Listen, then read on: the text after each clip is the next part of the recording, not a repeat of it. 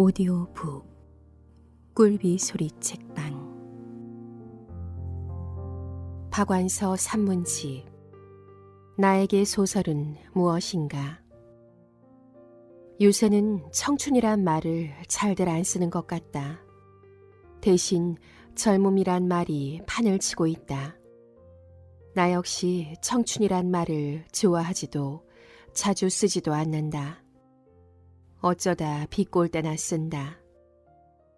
요즘 중고등학생들의 국어 교과서에도 그 글이 있는지 모르지만 우리 때 국어 교과서엔 청춘 예찬이란 수필이 실렸었는데 그게 굉장한 명문으로 평가를 받았던 것 같다.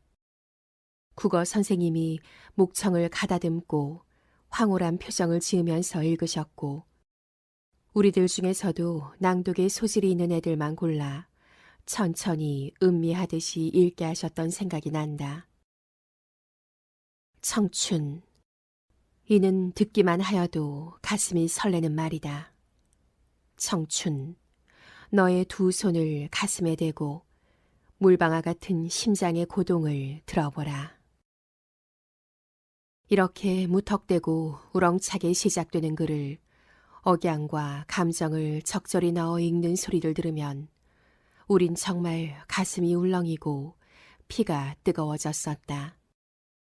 그러나 그 글이 얼마나 허황된 미사여구의 나열이고 거짓말 투성이라는 것과 우리의 감동이 실은 터무니없는 선전선동에 순간적으로 현혹당한 데 지나지 않았다는 걸 깨닫는 데는 별로 오래 걸리지 않았다.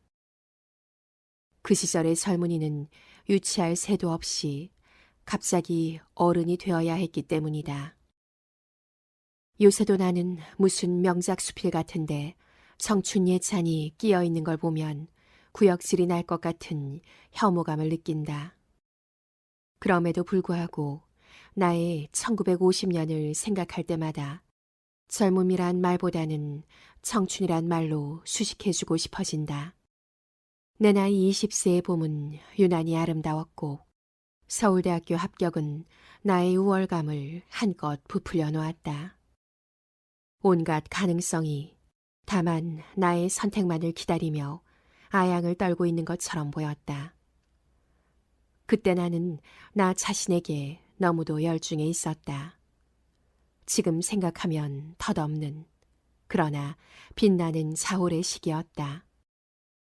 그때 나는 내 개인적인 삶, 개인적인 가능성을 간섭하고 힘을 미칠 수 있는 마수가 나의 박, 즉 사회적 여건 속에 있을 수도 있다는 걸 손톱만큼도 생각하려 들지 않았다. 1950년 그 해는 유별나게 학기 말이 5월, 학기 초가 6월이었다. 해방이 8월에 됐기 때문인지 해방 후 수년간 8월을 학년말로 삼아왔다가 다시 3월 학년말로 환원시키기 위한 과도 조치로 그렇게 하였던 것이다. 그러나 1950년 6월이 예사 6월인가. 만일 봄에 입학만 했어도 나의 청춘 예찬의 계절은 좀 더 길어질 수도 있었으련만 나의 빛나는 대학 시절은 불과 며칠 만에 막을 내렸다. 그리하여 청춘의 감미로운 현혹에서 순식간에 깨어나 내가 감당해야 할 청춘의 진짜 의미와 온몸으로 대결하지 않으면 안 되었다. 학기 초가 6월이었다고 했지만 무슨 까닭에서였는지 서울대학은 입학식이 제일 늦어서 6월 20일경에 있었던 것으로 기억된다.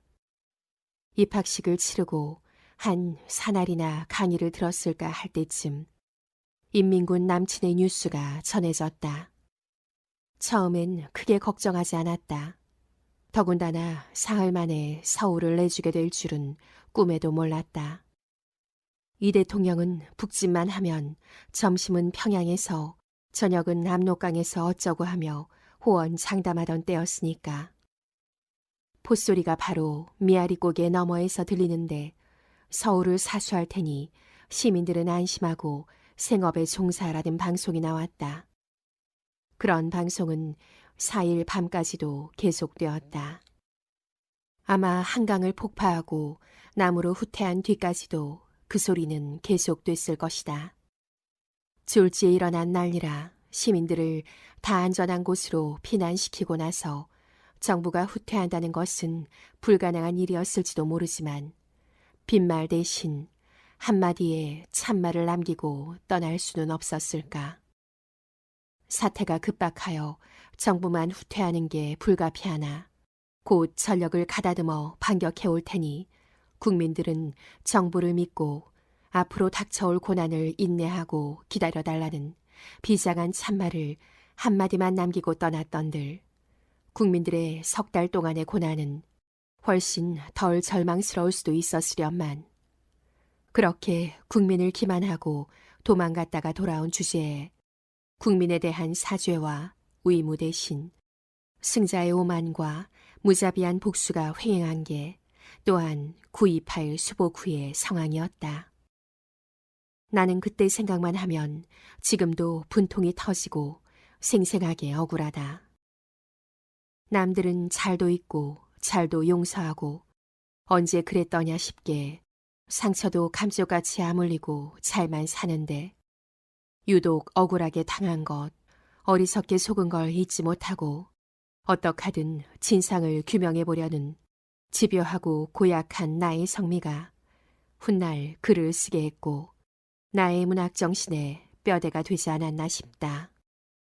사변 중에 목격한 오빠의 죽음도 나에게 불치의 상처를 남겼다.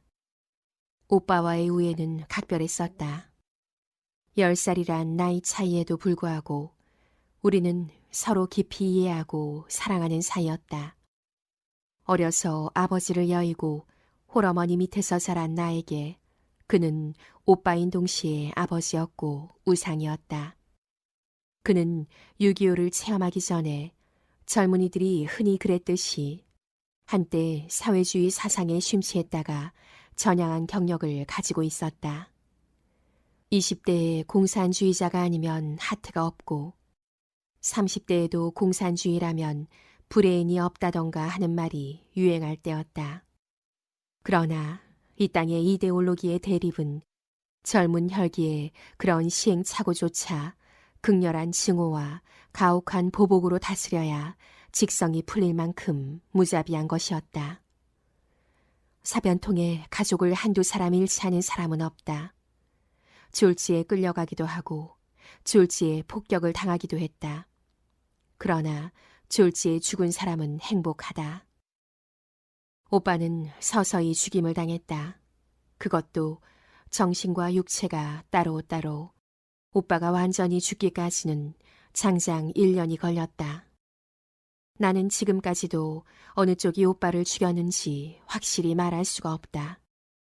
한쪽에선 오빠를 반동으로 몰아 갖은 악랄한 수단으로 어르고 공갈치고 협박함으로써 나약한 지식인에 지나지 않았던 그를 마침내 폐인을 만들어 놓고 말았고 다른 한쪽에선 폐인을 데려다 빨갱이라고 족치기가 맥이 빠졌는지 슬슬 가지고 놀고 장난치다 당장 죽지 않을 만큼의 총상을 입혀놓고 내팽개치고 후퇴했다.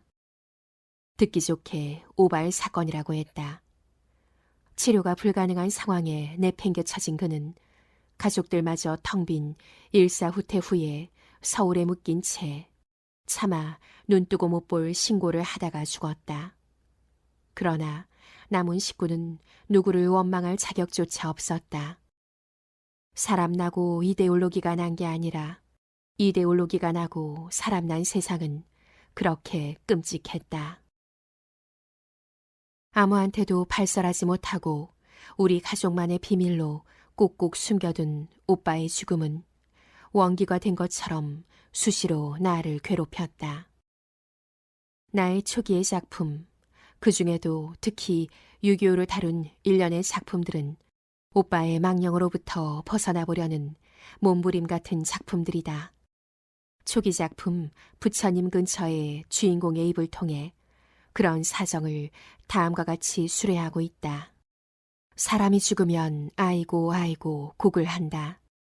눈물이 마르면 침을 몰래 발라가며 기운이 빠지면 바카스를 꼴깍꼴깍 마셔가며 아이고 아이고 곡을 하고 조상객을 치르고 노름꾼을 치르고 거지를 치르고 복잡하고 복잡한 밑도 끝도 없는 여러 가지 절차를 치르고 복잡한 절차 때문에 우더른과 아랫사람과 말다툼도 치르고 차례에 제사에 또 제사를 치른다.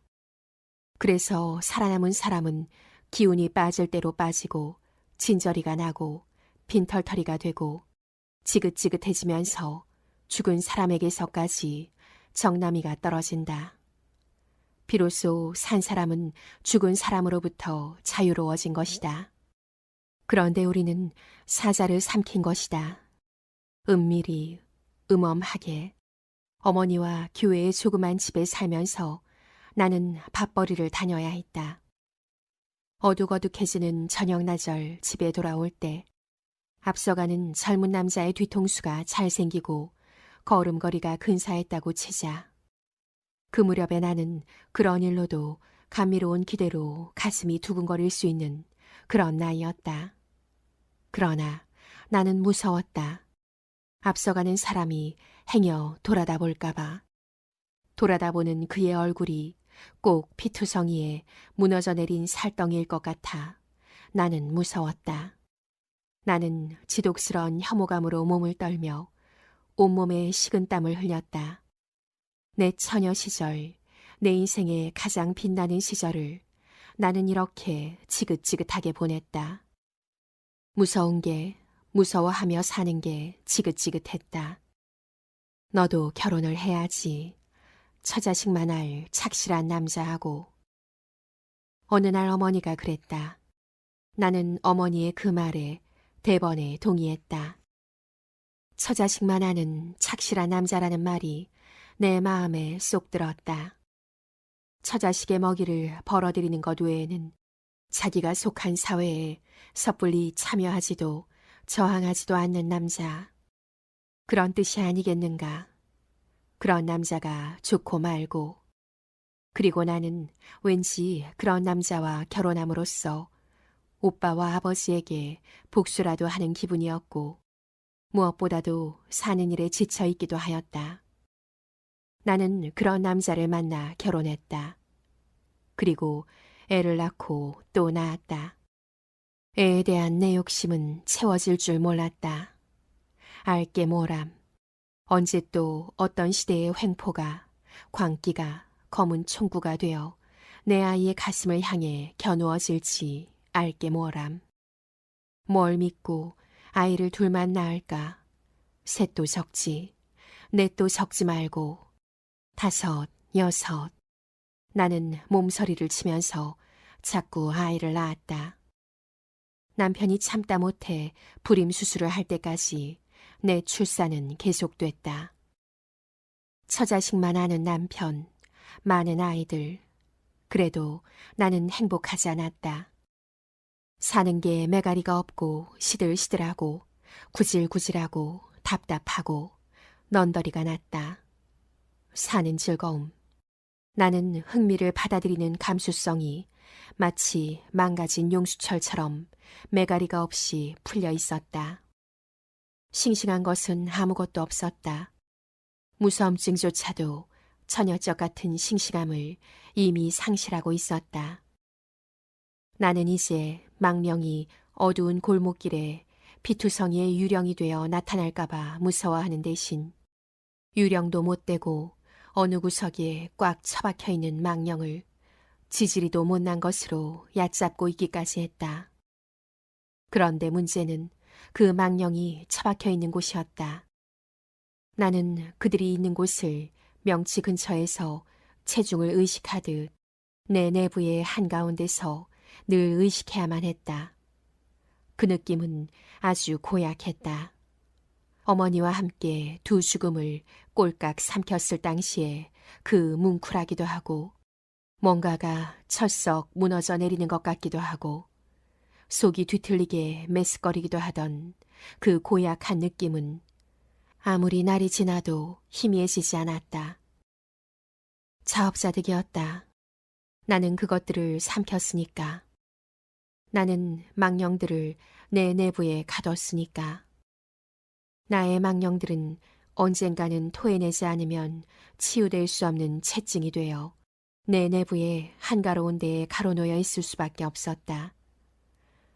차차 나는 더 묘한 것을 깨닫게 되었다.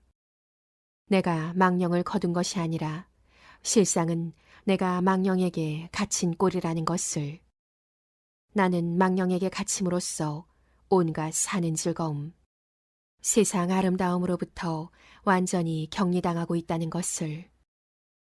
나는 늘 두 죽음을 억울하고 원통한 것으로 생각해왔는데 그 생각조차 바뀌어 갔다. 정말로 억울한 것은 죽은 그들이 아니라 그 죽음을 목도해야 했던 나일지도 모른다 싶었다. 그 나이에 내 인생의 가장 빛나는 시기에, 가장 반짝거리고 향기로운 시기에 그런 것을, 그 끔찍한 것을 보았다니. 그리고 그것을 소리도 없이 삼켜야 했다니. 정말이지 억울한 것은 그들이 아니라 나인 것이다. 나는 그들로부터 자유로워지고 싶었다.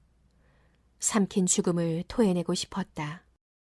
그 무렵 나는 낯선 길모퉁이 초상집에서 들리는 곡성에도 황홀해져 그곳을 떠나지 못하고 오래 서성대기가 일쑤였다.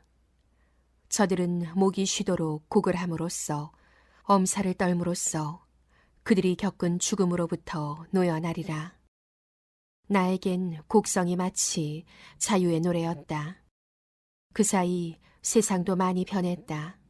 6.25란 우리가 겪은 순환의 시대를 보는 눈에도 많은 여유들이 생기고, 그 시대를 나의 아버지나 오빠같이 지지리도 못나게 살다 간 사람들을 보는 눈도 관대해졌다. 나는 이때다. 이때를 놓치지 말고 나도 곡을 하리라. 나도 자유로워지리라 마음먹었다. 나의 곡의 방법이란 우선 숨겼던 것을 털어놓는 일이었다. 이렇게 해서 나는 어머니의 허락도 없이 어머니와의 공모에서 이탈했다. 나는 만나는 사람마다 붙잡고 그 이야기를 시켰다. 실상은 말이야, 6.25 때 말이야, 우리 아버지 말이야, 우리 오빠 말이야. 오래 묵은 체중은 토하듯이 이야기를 시켰다. 그러나 아무도 내 비밀을 재미있어 하지도 귀를 기울여 주지도 않았다. 듣는 사람이 없는 곡성이 무슨 의미가 있을까? 상주도 문상객이 있어야 곡을 할 게 아닌가? 그 시대를 보는 눈이 관대해졌다는 건 그만큼 무관심해졌다는 의미도 된다는 것을 나는 비로소 알았다. 친척들 중에도 사람들 중에도 그까짓 20여 년 전에 난리 때 일어났던 일을 대수로운 일로 받아들이는 사람은 아무도 없었다. 그들의 관심은 땅을 도봉지구에 사두는 게 더 유리한가, 영동지구에 사두는 게 더 유리한가에 있었고, 사채놀이의 수익이 더 높은가, 증권 투자의 수익이 더 높은가에 있었다. 그들의 관심은 오로지 어떻게 하면 더 잘 살 수 있느냐에 대해 곤충의 촉각처럼 예민할 따름이었다. 내가 아는 이는 다 나보다 부자인데도 내 곡성을 들어줄 수 있을 만큼 한가한 이는 정말 아무도 없었다. 그들은 남보다 더 나은 집, 더 앞서는 문화시설의 경주로 막벌이 꿈보다 더 지쳐 있었고, 그들이 가진 것은 늘 그들의 욕망에 훨씬 미치지 못해 거러지보다 더 허기가 져 있었다. 내 지각한 곡성은 이렇게 맞받아주는 문상객을 못 만나 한번 시원히 뽑아보지도 못하고 싱겁게 끝났다. 나는 내 괴로움이 얼마나 외로운 것일 수밖에 없나를 뒤늦게 깨달은 것이다. 내가 삼킨 죽음은 여전히 내 내부의 한가운데에 가로 걸려 채증처럼 신경통처럼 내 일상을 회방 놓았다. 나는 여전히 사는 게 재미없고 시시하고 따분하고 이가 들끓는 누더기처럼 지긋지긋해. 벗어던질 수 있는 거라면 벗어던져 흠뻑 방망이질을 해주고 싶었다. 간혹 꿈에서 피 묻은 얼굴이라도 보면 식은땀이나 실컷 흘리고 깨어나서는 오늘도 재수온 붙었어. 퇴퇴. 하루를 살기도 전에 내던지고 그러다가도 문득 6.25 때 말이야. 사실은 말이야. 우리 아버지는 말이야. 하고 이야기가 하고 싶어졌다. 나는 그 이야기가 하고 싶어 정말 미칠 것 같았다. 나는 아직도 그 이야기를 쏟아놓길 단념 못하고 있었다. 어떻게 하면 그들이 내 얘기를 끝까지 들어줄까? 어떻게 하면 그들을 재미나게 할까? 어떻게 하면 그들로부터 동정까지 받을 수 있을까?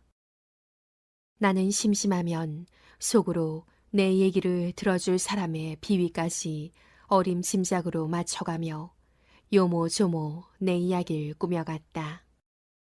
이상 소설 속의 한 부분이지만 거의 소설적인 허구가 아닌 나의 한 시절의 진솔한 자전적인 부분이기에 그대로 인용했다. 그러나 자신의 이야기로 소설을 꾸미지 못했다는 게 어찌 나 한 사람뿐이겠는가. 사람들은 저마다 자기만의 삶을 살고 자기에겐 자기의 삶만큼 기구한 것도 없는지라 누구나 자기 얘기가 한 권의 기막힌 소설이 될 수 있다고 생각한다. 나 역시 어떤 계기가 없었던들 내가 살아온 얘기야말로 기막힌 소설거리라고 벼르고 아쉬워하다가 말았을 것이다. 그 계기는 뒤늦게도 40세가 되어서 나왔다. 그땐 내가 생각해도 그렇고 남 보기에도 그렇고 살림 외에 딴 것을 생각하는 게 가당사나 보일 만큼 나이도 들고 주부로서의 관록도 붙어 있었다. 편지를 너무 안 써서 외국가 사는 가장 친한 친구와의 우정이 끊어질 만큼 비문학적인 환경에 함몰되다시피 하고 살고 있었다. 아이가 자그마치 5이었고 시부모를 모신 맏며느리였다. 가계부도 건망증 때문에 못 쓸 만큼 조로 현상이 두드러지게 나타나기 시작한 40세의 평범한 주부였다. 그러나 나에게 찾아온 계기를 피할 수는 없었다. 그 계기를 설명하려면 다시 6.25로 거슬러 올라가야 할 것 같다. 오빠가 죽은 후 남은 식구는 늙은 어머니와 올케와 어린 조카들과 나와 도합 5 식구였다. 그 난리통에 식구 한두 사람 잃지 않은 집은 없는지라 사람들도 그만큼 모질어졌다. 부부가 양식을 구하러 시골로 나갔다가 도중에 기총소사로 남편을 잃고 혼자만 돌아온 아내도 그 곡식으로 밥을 해 자식들하고 꾸역꾸역 잘도 먹었다. 의용군으로 2 아들을 몽땅 빼앗긴 부부가 다음 날도 먹고 살려고 온종일 떼약볕 아래서 극성맞게 참외 장사를 했다. 학정, 폭격, 기아의 공포 분위기 속에서 사람들의 생명력은 오히려 더 질기고 싱싱해졌다. 그러나 우리 식구들은 그렇지가 못했다. 어머니와 올케는 허구한 날 줄기차게 비탄에만 잠겨 있다가 차츰 심신의 허탈 상태로 들어가 산 송장처럼 멍해졌다. 그 멍한 상태는 너무도 오래 계속됐다. 어머니가 할 수 있는 말은 젊은 남자만 눈에 띄면 왜 저 사람은 살았냐가 고작이었다. 오빠가 그렇게 된 소식을 듣고 위로차 찾아온 오빠의 친구한테도 맞대놓고 당신은 왜 안 죽었어? 어떻게 살았느냐 말이야. 라고 저주처럼 메마른 소리로 중얼대니 누가 우리 집에 얼씬이나 하겠는가. 우리 집은 5 식구나 살았으면서도 마치 아무도 안 사는 폐가처럼 돼갔다. 사람들이 우리 집을 외면하고 꺼려서만 폐가처럼 되는 게 아니었다. 식구들이 도무지 살 뜻이 없었다. 매정하게 살아있는 젊은이를 보고 왜 안 죽었느냐고 들이대듯이 자신이 살아있다는 것에도 문득문득 모욕감을 느끼는 것 같았다. 그렇다고 목숨을 끊을 만한 적극적인 의욕도 없이 그날그날 죽지 못해 살고 있었다. 나 역시 처음엔 어머니와 올케에 죽지 못해 살고 있을 뿐이라는 생활 태도에 열심히 동조했다. 그러나 있는 것을 파먹고 남이 동정해 주는 걸 염치 없이 받아먹고 돈 될 만한 물건을 팔아먹다가 그도 저도 다 바닥이나 이제부터 굶어 죽을 차례만 남게 되자 나는 슬며시 앙큼한 생각이 들면서 죽지 못해 살고 있을 뿐이라는 생활 태도에서 이탈할 마음이 생겨나기 시작했다. 어머니는 목숨보다 중한 외아들을 잃었고 올케는 하늘 같은 남편을 잃었으니 앞으로 살아봤댔자 어차피 행복하긴 틀렸지만 나는 아니라는 생각이 들었다. 나는 아직 젊고 미혼이었다. 얼마든지 행복할 수 있는 가능성이 있었다. 나는 가장된 오랜 슬픔에서 깨어나 비로소 제정신을 찾았고 제정신을 찾고 보니 연년생의 어린 조카들에 대한 책임감도 생겼다. 그 어린 것들까지 죽지 못해 연명하다가 마침내 죽게 할 수는 없다는 생각이 나를 용기 있게 했다. 나는 마침내 나라도 나서서 돈을 벌어야겠다고 생각했다. 내가 돈을 벌겠다고? 어머니는 당신은 왜 안 죽었느냐고 물을 때처럼 메마른 소리로 물었다. 어머니의 멍한 눈동자와 메마른 소리는 나의 삶의 의욕을 이단시하고 저주하는 것 같았지만 나는 주눅이 들기는커녕 더욱 치열하게 살고 싶었다. 여지껏도 단지 어머니의 눈치를 보느라 죽지 못해 사는 척했을 뿐 실은 살고 싶어서 재미나고 행복하고 보람있게 살고 싶어서 욱신욱신하는 건강한 몸과 마음을 가지고 있었던 것이다. 어머니가 싸늘하게 비웃건 말건 나는 뭔가 할 수 있는 일을 찾아서 무턱대고 거리로 나섰다. 때는 1951년 겨울이었다. 그때의 서울은 콧소리가 지척에서 들리는 최전방 도시여서 한강 도강은 삼엄하게 금지돼 있었다. 군인 외의 주민이라곤 피난지에서 도저히 자리를 못 잡은 미군 부대 경기를 따라다니는 양공주, 팸프, 양키 물건 장수와 미처 피난을 못 간 노약자가 전부였다.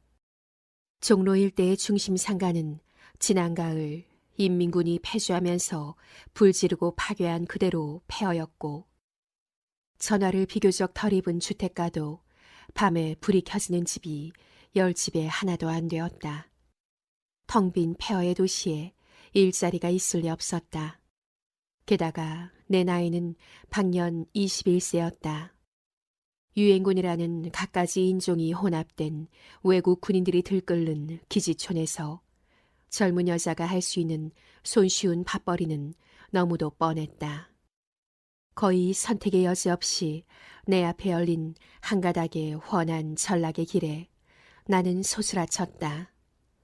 한때는 대학생이었다는 것, 양반 자세하기 좋아하는 양갓집 출신이라는 것 등 당시엔 아무도 안 알아주는 내 출신이 그래도 차마 그 길만은 못 들어서게 했다. 그 길 외에 정당한 밥벌이는 없을까.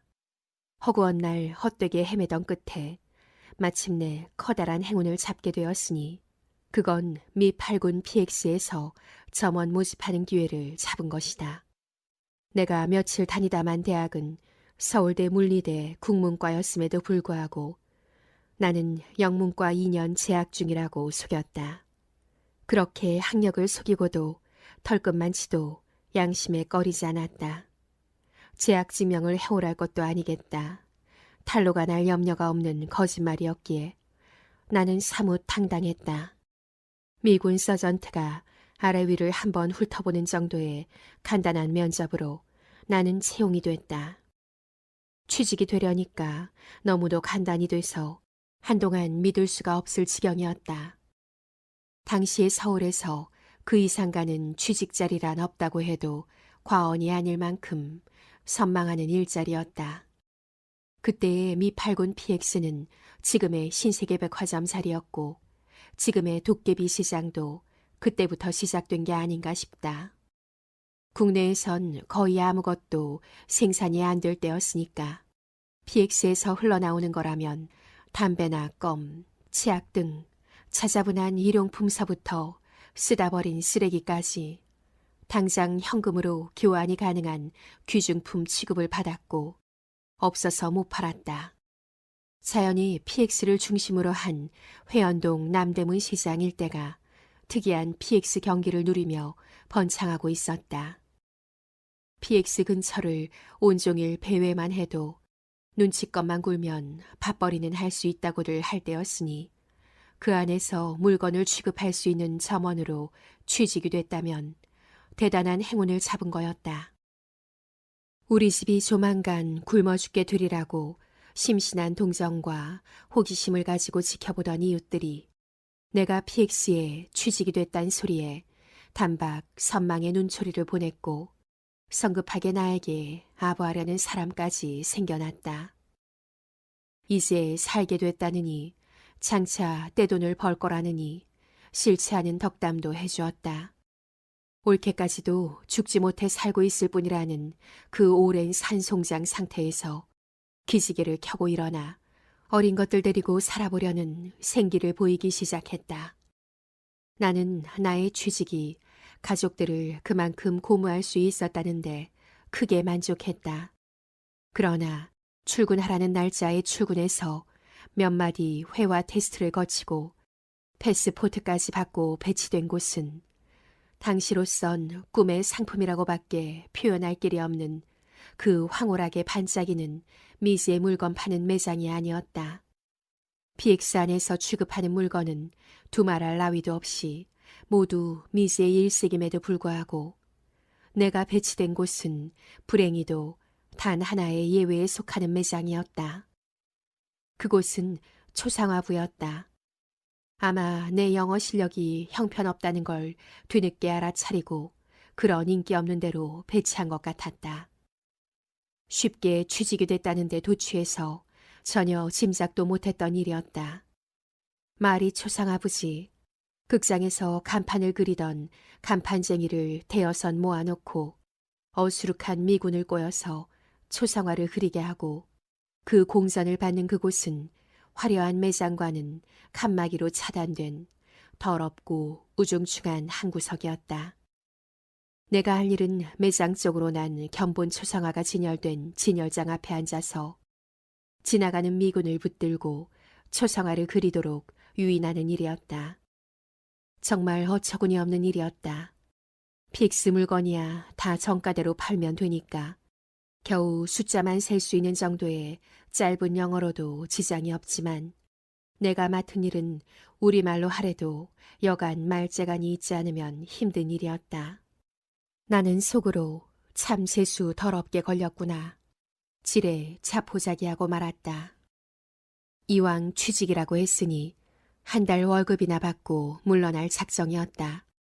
그럴 만한 말문이 열릴 리도 만무했거니와 남들은 다 힘 안 들이고 큰 돈을 버는데 나만 월급만 바라고 적성에 안 맞는 부질없는 노력을 할 신명이 나질 않았다. 그러나 벙어리인 척 버티기엔 한 달은 너무 길었다. 화가들이 가만히 있질 않았다.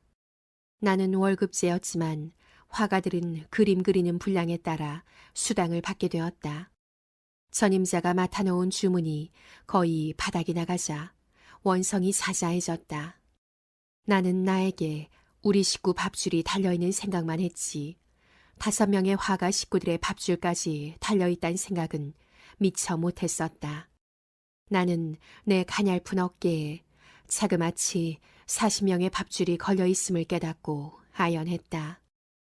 그들은 나를 원망도 하고 해걸도 했다. 내 식구에 대한 책임감보다 그들이 걸머진 식구들에 대한 책임감이 나를 무겁게 짓눌렀다. 궁하면 통한다고 나도 조금씩 말문이 열리기 시작했다. 미군들도 제 얼굴을 그려달라는 이는 거의 없고 대개는 애인이나 아내, 어머니나 누이의 사진을 보이고 초상화를 부탁했다. 사진을 내보이게 하기까지가 문제였다. 차츰 관상도 좀 보게 되어 계급이 낮고 어리숙한 미군을 속으로 봉이다라고 점찍으면 거의 실패가 없었다. 처음 수작은 당신은 참 핸섬하고 차밍하다로 시작한다. 나의 봉은 천진무구하게 웃기도 하고 얼굴이 살짝 상기하기도 한다. 그러나 그가 딴 흑심을 품기 전에 재빨리 내 애인 혹은 아내는 얼마나 미인일까 그 행복한 여자를 보고 싶다고 말해야 한다. 얼굴에 간절한 선망의 빛을 띠고 애인이나 아내가 없다면 그런 멋쟁이 아들을 둔 어머니나 누이 등 가족에 대해 궁금해해도 무방하다. 대개의 젊은 미군은 벌쭉벌쭉 웃으면서 패스포드를 꺼내게 마련이고 그들의 패스포트는 적어도 12폭 병풍 정도 되게 줄줄이 미인들의 사진을 풀어낸다. 그러면 일은 반 이상 성사가 된 걸로 봐도 무방하다. 그가 짚은 애인의 사진을 보고 까무라칠 듯이 과장된 찬사를 보내면서 만일 당신이 그녀의 초상화를 그녀에게 선물한다면 그녀가 얼마나 감격하고 행복해 하겠느냐고 부추기면 대개는 사진을 맡기고 초상화를 부탁한다.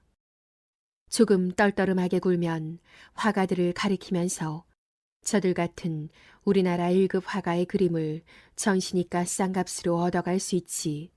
평화시 같으면 어림도 없다고 슬며시 공갈까지 쳤다. 이렇게 해서 초상화부에서 서너 달 구는 동안 종전 수준의 주문을 맡을 수가 있게 되었다. 그렇다고 해서 화가들하고의 사이가 좋아진 건 아니었다. 나는 화가들한테 그림 주문을 맡아주는 걸로 떳떳하게 월급을 받을 수가 있고 화가들은 내 능력 발휘 여하에 따라 수입이 늘기도 하고 줄기도 하니까 결국은 상부상조하는 사이였다. 그런데도 불구하고 우린 서로 상극했다. 내 성질이 워낙 못돼 먹었기 때문이기도 했지만 서로의 일에 성질이 또 그랬다. 주문을 맡아서 하는 일이란 주문을 맡는 것으로 끝나는 게 아니라 그것을 찾으러 왔을 때가 더 문제였다. 다 된 초상화를 마음에 들어 하지 않고 고개를 갸우뚱 떨떠름한 얼굴을 하면 가재나양을 떨면서 떠맡기는 수와 다시 그려줌하고 반품을 받는 두 가지 방법이 있었다. 반품을 받으면 화가들은 삭슬 한 번 받고 두 번 일을 해야 할 뿐만 아니라 손해난 재료비까지 물어내야 하므로 손해가 이만저만이 아니었다. 그림을 신통찮게 그리는 화가일수록 내가 아양을 떨어서 반품을 안 받을 수 있길 바라고 은근히 내 비위도 맞추고 모양 좀 내라느니 화장 좀 짙게 하라느니 압력을 가하기도 했다. 대학교 들어가고 미처 파마도 하기 전에 난리가 나서 그때까지도 생머리로 있던 머리를 파마한 것도 그런 압력에 못 이겨서였다. 나는 지금까지도 파마할 생각만 하면 미리 넌더리가 나고 고역스러워서 볼품없는 생머리로 지낼 때가 많은데 첫 파마 때의 굴욕스러운 인상이 아직도 의식 속에 남아있기 때문이 아닌가 싶다. 그때만 해도 지금처럼 양만치라는 파마가 아니라 이글이글한 숯불이 든 집게 같은 걸 머리 하나 가득 뒤집어 쓰는 불파마였는데 어느 초라한 야미 파마집에서 양공주들과 섞여 그 파마를 했었다. 거울에 비친 내 모습은 흡사 커다란 불화로를 뒤집어 쓴 형상이었고 나는 마침내 맨 밑바닥까지 전락한 내 모습을 본 것처럼 느꼈다. 화가들이 나에게 압력을 가하는 것만치 나도 화가들에게 끊임없이 압력을 가했다. 수틀리면 호락호락 반품을 받았고 이것도 그림이라고 그렸느냐고 야유했고 불만이 많은 화가는 윗사람한테 말해서 해고시키겠다고 위협하기도 했다. 화가들은 대개 40대여서 나에겐 아버지 뻘은 되었는데 나는 그들을 김 선생님, 이 선생님, 하다못해 김씨 아저씨, 이씨 아저씨 해도 좋으련만 꼬박꼬박 되바라진 소리로 김씨, 이씨라고 마치 집에서 부리는 하인 부르듯 했다. 그들이 초상화를 그리는 책상 사이를 뒷짐지고 왔다 갔다 하면서 얼마나 아나무인의 버르장머리 없는 말씨로 그들의 그림 솜씨를 타박주고 인격을 모독했는지 지금 생각해도 얼굴이 화끈하고 온몸에 닭살이 돋는다. 내 잘난 척도 알고 보면 실은 나의 자포자기한 방법일 뿐이었다. 그때 나는 대학생이라는 긍지는커녕 정상적인 가정교육을 받은 양갓집 딸이라는 최소한의 체면조차 포기한 막되먹은 계집애였다. 어느 날 박씨라는 덩치만 크고 어수룩하기 짝이 없는 화가가 술이 두꺼운 화집을 한 권 끼고 나왔다.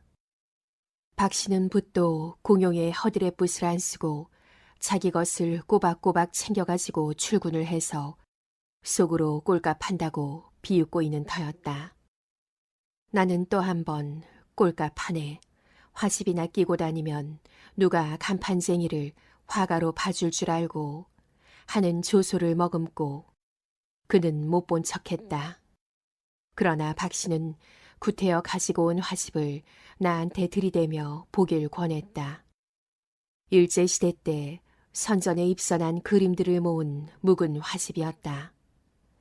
그가 그 중에 한 그림을 짚으면서 자기의 그림이라고 했다. 시골 여자 둘이서 절구질을 하고 있는 그림이었다. 나는 내가 마구 구박하던 간판쟁이들 중에 정말 화가가 한 사람 섞여 있었다는데 경악했고 나의 갈 때까지 간 버르장 머리 없음에 처음으로 수치감을 느꼈다. 박 씨가 왜 그 화집을 보여주었는지는 지금까지도 확실하지 않다. 제 자랑을 하고 싶은 티는 조금도 없었고 나의 구박을 다소나마 면할 수 있길 바라고 그런 것 같지도 않다. 명색이 대학생이 거기서 그런 모양으로 막 돼가는 게 안 돼 보여서 전시의 엉뚱한 곳에서 엉뚱한 것으로 생계를 이어가는 게 나뿐이 아니고 또 그게 자포자기할 만큼 부끄러운 일도 아니란 걸 슬며시 일깨워주려 했는지도 모른다. 아니면 아무런 저의 없이 그냥 심심하고 외로워서 그 정도의 자기 표현을 하게 됐는지도 모르겠다. 아무튼 박 씨가 화가라는 걸 알고부터 나의 PX 생활이 한결 견디기가 쉬워진 것만은 사실이다. 가끔 서로의 가족 이야기도 하고 퇴근길에 차를 마시면서 전쟁 걱정도 하는 정도의 사귐이 큰 위안이 되었다. 특별히 친하게 지내지 않고도 동병상련 같은 연민의 교류는 나의 사람됨을 더 이상 강박해지지 않게 하는데 도움이 되었다. 그 박씨가 바로 고 박수근 화백이다. 그러나 그가 훗날 그렇게 유명한 화가가 될 줄은 꿈에도 몰랐다. 만약 나에게 그럴 만한 안목이 있었다면 그의 그림 몇 점쯤 소장할 수도 있었으련만 하다못해 반품 들어온 양녀의 초상화라도 거두었더라면 한 화가의 불우했던 한 시절에 생생한 증거품이 될 수도 있었으련만 그러나 내가 그걸 어떻게 감히 억울해할 수 있으랴. 그 자신도 그가 지금처럼 유명해지는 걸 보지 못했고 우리나라에서 몇 손가락 안에 드는 높은 그림값도 생전에 그가 누린 바 없는데 말이다. 8호 정도의 초상화를 단돈 4달러 받고 그려서 겨우겨우 연명하면서 남긴 그의 그림은 사후 비로소 평가를 받았고 그의 그림값도 믿을 수 없을 만큼 치솟았다. 나는 그런 사실을 그가 작고한 지 몇 년 만에 열린 유작전을 보고 알고 깜짝 놀랐지만 왠지 맥 빠진 소리로 제기랄 하고 중얼거릴 수밖에 없었다. 제기랄. 그 후에도 그가 사후에 누리는 고가한 그림값과 예술적 정당한 평가와 존경에 접할 때마다 그 소리가 나왔다. 그가 제대로 평가받는 데에 대한 기쁨과 놀라움이 클수록 그의 생전의 가난이 억울했고 한 예술가의 운명에 대해 비감을 금할 수가 없었다. 나의 제기랄은 이렇게 단순치가 않았다. 그것은 또한 보기에 따라서는 가장 예술가답게 살았다 할 수도 있는 그의 삶의 방법을 도저히 승복할 수 없는 나의 속물스러움의 표현이기도 했다. 제기랄. 그러나 내 복잡스러운 감정은 제기랄만으로는 직성이 풀리지 않았다. 그가 어떻게 살았다는 걸 증언하고 싶었다. 그리하여 그에 대한 평가에 보탬이 되고 아울러 그의 그림을 거래함으로써 수지를 맞추기에 급급한 화상들의 창사 속엔 충격이 되었으면 싶었다. 나는 그의 전기를 쓰기 시작했다. 마침 신동아지에서 1년에 한 번씩 실시하는 논픽션 모집 마감일이 임박하여 나의 마음을 더욱 조급하게 했다. 그러나 막상 시작을 하고 보니 부실한 게 그렇게 뜻대로 나가는 게 아니었다. 하도 오래간만에 글이라는 걸 써보니 그럴 만도 했다. 마냥 지지부진하다가 느닷없이 쾌속으로 나갈 데가 없는 것도 아니었다. 쾌속으로 나갈 뿐 아니라 쓰는데 쾌감까지 느꼈다. 그러나 그렇게 잘 써진 부분일수록 다음 날 읽어보면 실화가 아닌 내가 멋대로 꾸민 거짓말이었다. 정기를 쓴답시고 근거 없는 거짓말을 꾸며댈 수는 없는 일이었다. 별 수 없이 그 부분을 파기하고 나면 다시 지지부진 안 써져서 끙끙거리는 상태로 돌아왔다. 그의 전기를 쓰는 데는 거짓말과의 싸움 말고도 또 난관이 있었다. 자꾸만 내 얘기가 하고 싶은 거였다. 도처에 투사된 내 모습도 그의 전기를 순수치 못하게 했다. 자꾸만 끼어들려는 자신의 모습과 거짓말을 배제하기는 쉬운 노릇이 아니었다. 그걸 완전히 배제하면 도무지 쓰고 싶은 신명이 나지 않았다. 쾌감이든 고통이든 신명 없이 글을 쓸 수는 없는 일이었다. 나는 전기를 쓰기를 단념했다. 그러나 섣불리 전기를 쓴답시고 고전하면서 덤으로 맛본 거짓말 시키는 약간 고상한 말로 바꾸면 상상력을 마음껏 구사하는 쾌감과 자기 표현 욕구까지 단념할 수는 없었다. 특히 그때까지 내 속에 짓눌려 있던 나의 이야기들은 돌파구를 만난 것처럼 아우성치기 시작했다. 나는 논픽션을 단념한 대신 픽션을 쓰기로 작정했다. 그렇게 해서 된 게 나의 처녀작 나목이다. 초보적인 문학 개론서 같은 데서 소설을 일컬어 허구를 통한 진실의 표출 어쩌고 하는 말을 흔히 보게 된다. 그걸 체험적으로 느꼈다고나 할까. 전기를 소설로 바꿈으로써 상상력이 제한을 안 받게 되자 도리어 있었던 사실만을 모아 글을 구성할 때보다 훨씬 내가 이해한 그의 진실에 흡사한 글을 창조할 수가 있었고 그와 내가 함께 호흡한 시대를 보다 생생하게 재현할 수가 있었다. 전기를 소설로 바꿈으로써 논픽션에 응모할 자격은 자연히 상실하고 말았으므로 그보다 2달 후가 마감인 여성동화 장편소설 모집에 응모하여 당선이 되었다. 내가 당선될 무렵만 해도 문예지는 현대문학 하나밖에 없었다. 그때의 내 꿈은 현대문학에 1년에 한두 번 단편을 발표할 수 있는 작가가 되는 거였다. 그러나 그 후에 많은 문예지가 생겨났고 나는 비교적 고른 지면의 혜택을 받아 어느 틈에 다작하는 작가가 되고 말았다. 1970년대 작가 소리도 듣고 인기작가 소리도 들어왔지만 그런 평가엔 무신경한 편이다. 달가워하지도 않지만 아니라고 발뺌을 할 마음도 없다. 누가 나에게 사기꾼 같다고 했다 치자. 나는 아무렇지도 않았을 것 같다. 남이 나를 어떻게 보든 그건 그쪽의 자유지. 내가 간섭할 일이 못 된다. 그러나 누가 내가 사기치는 걸 보았다고 말하면 가만히 안 있을 것이다. 그건 분명한 중상모략이기 때문이다. 천여장 남옥을 비롯해서 부처님 근처 카메라와 워커, 부끄러움을 가르칩니다. 세상에서 제일 무거운 틀니, 저녁의 해우, 아저씨의 훈장, 엄마의 말뚝 등으로 이어지는 일련의 작품들은 이른바 분단 문제를 다룬 작품이고, 그런 작품들을 통해 나는 나의 비통한 가족사를 줄기차게 반복해왔다.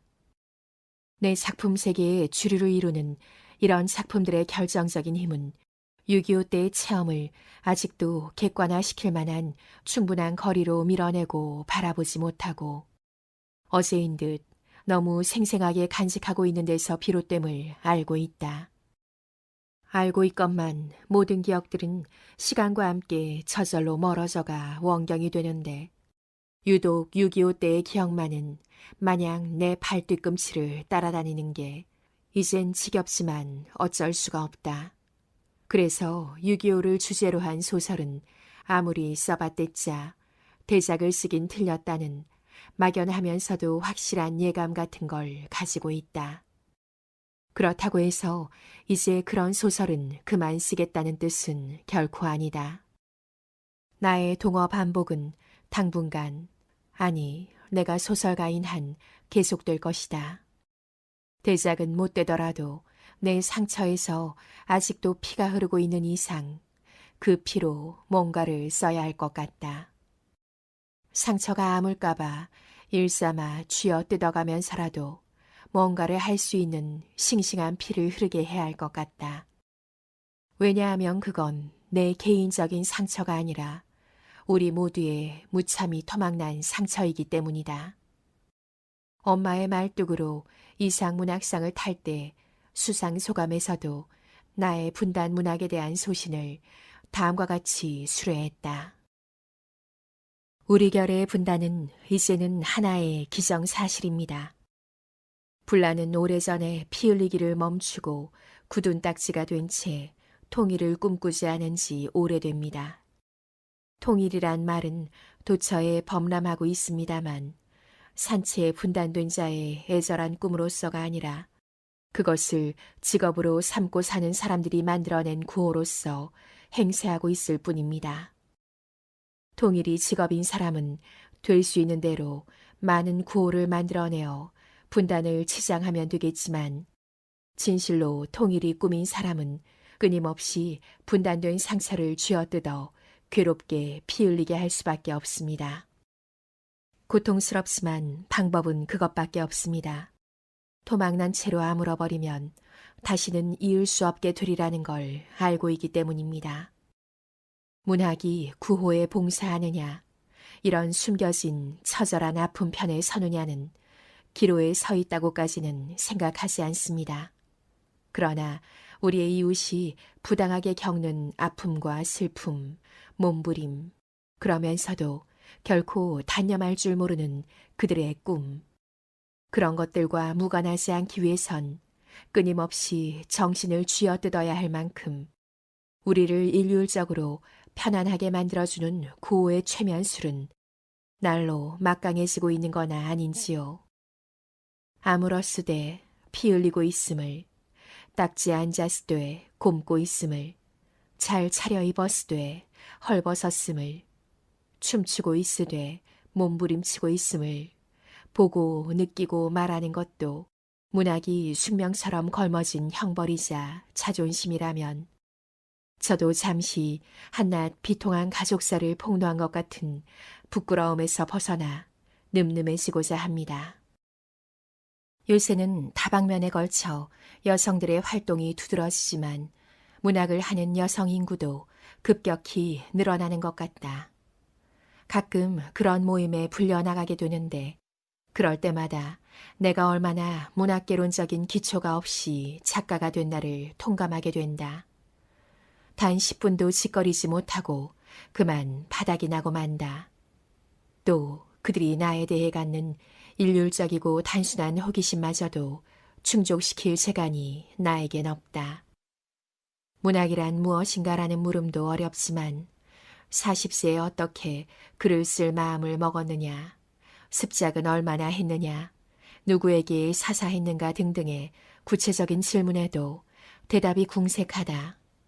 사사도 한 바 없고 습작기도 없었다고 솔직히 말하면 의수되는 것 같아 망설여진다. 정말 나는 스승도 없이 습작도 안 하고 곧바로 소설가가 된 것일까? 자신을 다시 한번 돌이켜보게 된다. 그렇다고 어느 평론가가 지적한 것처럼 만들어진 소설가가 아니라 태어난 소설가란 말에 전적으로 동의하는 것도 아니다. 모든 예술 분야가 다 그렇듯이 소설도 타고난 소질 없이는 어느 정도 이상은 갈 수 없는 건 사실이지만 타고난 것만으로 풀어먹을 수 있는 한계는 만들어진 한계보다 훨씬 더 협소하다고 생각한다. 나 역시도 곰곰이 돌이켜보면 거의 만들어졌다고 생각된다. 다만 만든 쪽이나 만들어진 쪽이나 그걸 의식하지 못했을 뿐이었다. 몇 년 전 어떤 문예지로부터 나의 문학론 비슷한 걸 써달라는 청탁을 받고 매우 난처해하며 여러 날 끙끙댄 끝에 쓴 짧은 글 중에 아쉬운 대로 그런 얘기들이 휘뚜루 포함돼 있기에 여기에 다시 반복 인용하는 걸로 이 글을 끝맺을까 한다. 문학이란 무엇인가, 그 중에서도 소설이란 무엇인가에 대해 아무도 용회할 수 없는 완벽한 정의를 하나 가지고 싶어서 조바심한 적이 있다. 그 시기는 내가 소설을 쓰고 나서 훨씬 후였으니까. 어처구니 없게도 나는 소설이 뭔지도 모르고 소설부터 썼다는 얘기가 된다. 소설가 소리 먼저 듣게 돼버린 허술함 때문인지 나는 그런 정의를 무슨 신분증처럼 지님으로써 마음을 놓고 싶었던 것 같다. 행여 누가 내가 소설가인지 아닌지 시험하려 들거나 진짜인지 가짜인지 의심하려는 눈치만 보이면 여발한 듯이 꺼내 보이기 위한 것이었기 때문에 그 정의는 권위 있고 엄숙한 것일수록 좋았다. 소설이 뭔지도 모르고 소설부터 쓰고 본 주제에 내가 소설가라는 게 그렇게 소중하고 대견스러웠다. 그건 지금도 마찬가지다. 소설가 중에서도 뛰어난 소설가야 물론 우러러 보기도 하고 부럽기도 하지만 소설가 외에 딴 직업이나 신분은 아무리 높아도 부러워해 본 적이 없다. 아직도 비록 신분증은 못 얻어가졌지만 나는 소설가다 라는 자각 하나로 제 아무리 장한 세도가나 내노라 하는 잘난 사람 앞에서도 힘 안 들이고 기죽을 거 없이 당당할 수 있고 제 아무리 보잘것없는 바닥 못난이들하고 어울려도 내가 한치도 더 잘난 것 없으니 이 안이 유쾌한가. 소설에 대한 엄숙한 정의를 하나 얻어가지고 싶어 조바심할 무렵 비로소 남들은 소설에 대해 뭐라고 말했는가에 솔깃하니 관심을 가지기 시작했고 난해한 문학론 같은 것도 열심히 읽기 시작했는데 이것도 저것도 다 옳은 소리 같았다. 하다못해 소설은 마땅히 이런 거여야 한다, 아니다, 마땅히 저런 거여야 한다고 싸우는 소리에도 흥미진진하게 귀를 기울였다. 지조업계도 양쪽이 다 옳은 소리 같았다. 그리고 곧 그런 일에 실증이 나고 말았다. 소설의 엄숙한 정의를 내리지 못해 조바심하던 시기는 그렇게 지나갔다. 나의 어렸을 적 어머니는 참으로 뛰어난 이야기꾼이셨다. 무작정 상경한 산모자가 차린 최초의 서울 살림은 필시 곤궁하고 을씨년스러운 것이었을 텐데도 지극히 행복하고 충만한 시절로 회상된다. 어머니는 밤늦도록 바느질 품을 파시고 나는 그 옆 반다지 위에 오독하니 올라앉아 이야기를 졸라 썼다.